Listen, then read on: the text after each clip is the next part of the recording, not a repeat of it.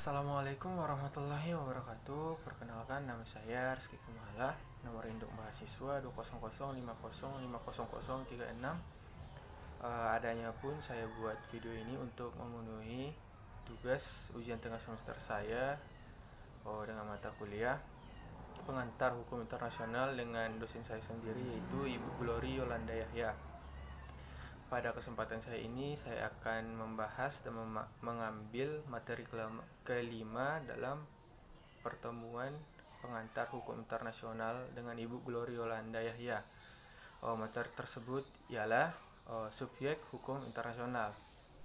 Pengertian dari hukum internasional sendiri ada tiga, yaitu yang pertama, hukum internasional ialah pemegang segala hak dan kekuasaan menurut hukum internasional. Yang kedua ialah pemegang hak dan kewajiban yang terbatas atau privilege. Contohnya pemberian tuntutan, pengawasan atau hukum yang dilakukan oleh hukum internasional di dalam suatu konvensi. Dan yang ketiga ialah pemilik kepentingan hukum internasional yang dimana hukum internasional tersebut dibuat. Untuk subjek hukum internasional sendiri, antara lain yang pertama ialah negara. Negara ialah suatu wadah yang dimana manusia melakukan kegiatan sehari-hari dengan sebagaimana mestinya. Syarat-syarat sebagai negara untuk menjadi subjek hukum internasional ialah yang pertama, memiliki penduduk yang tetap, memiliki pemerintahan, memiliki wilayah, dan yang keempat dan yang terakhir yaitu memiliki kemampuan untuk melakukan relasi dan hubungan dengan negara-negara lain. Negara sendiri ada dibagi menjadi beberapa jenis. Jenis tersebut yang pertama, negara mikro. Negara mikro ialah negara yang memiliki wilayah yang sangat kecil, seperti negara San Marino, Monaco, dan Liechtenstein. Yang kedua ialah negara kesatuan. Negara kesatuan sendiri ialah negara yang di mana seluruh kebijakan-kebijakan pemerintahan yang ada di wilayahnya terpusat menjadi dalam satu pemerintahan, hanya berpusat ke dalam satu pemerintahan yang menjalankan pengaruh di wilayahnya. Yang ketiga ialah dependent states. Dependent states sendiri ialah negara-negara yang dimana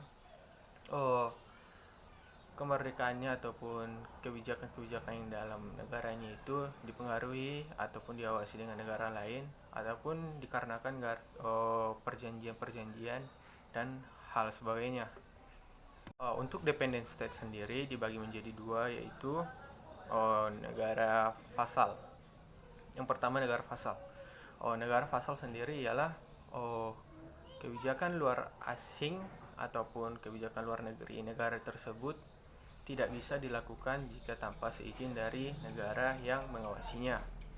Sedangkan untuk yang kedua, yaitu negara mandat atau trust, mereka melakukan kebijakan luar negeri harus dengan izin dari negara lain, dikarenakan mereka tidak bisa melakukan kebijakan luar negeri ataupun berinteraksi dengan negara asing tanpa dengan negara pendukungnya. Selanjutnya adalah negara federasi. Negara federasi sendiri ialah negara yang pemerintahannya dibagi menjadi wilayah-wilayah federasi dengan pejabat-pejabat federal yang mengatur pemerintahannya. Terus selanjutnya ialah negara Commonwealth. Negara Commonwealth ialah negara yang bebas merdeka tanpa adanya pengaruh negara asing yang mengawasi negaranya. Mereka bebas dalam melakukan politik luar negerinya.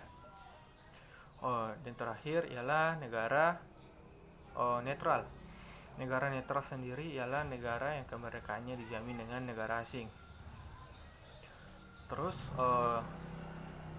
subjek-subjek yang ada dalam subjek hukum internasional yang kedua ialah tahta suci. Subjek hukum internasional ketiga ialah organisasi internasional.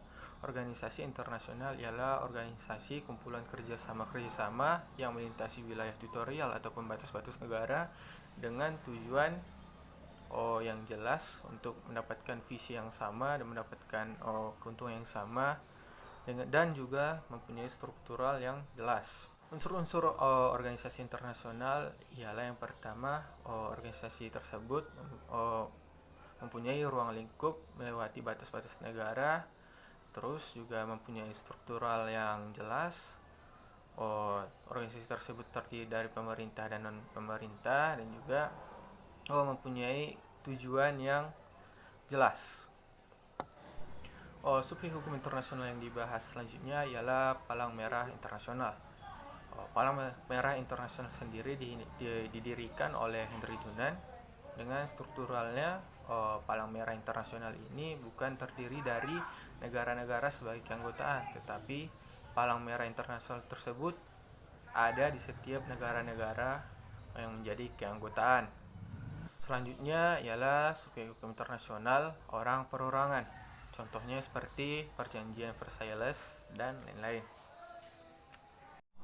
Subjek hukum internasional yang keenam ialah pemberontakan kaum beligeransi. Ciri-cirinya ialah mempunyai pemimpin, mempunyai anfem. Anfem dimaksudkan ialah struktur yang tidak jelas, dan juga adanya wilayah. Dan selanjutnya subjek hukum internasional ialah organisasi pembebasan. Sekian dari penjelasan saya tentang subjek hukum internasional. Jika ada kekurangan, saya mohon maaf. Wabillahi taufiq wal hidayah. Wassalamualaikum warahmatullahi wabarakatuh.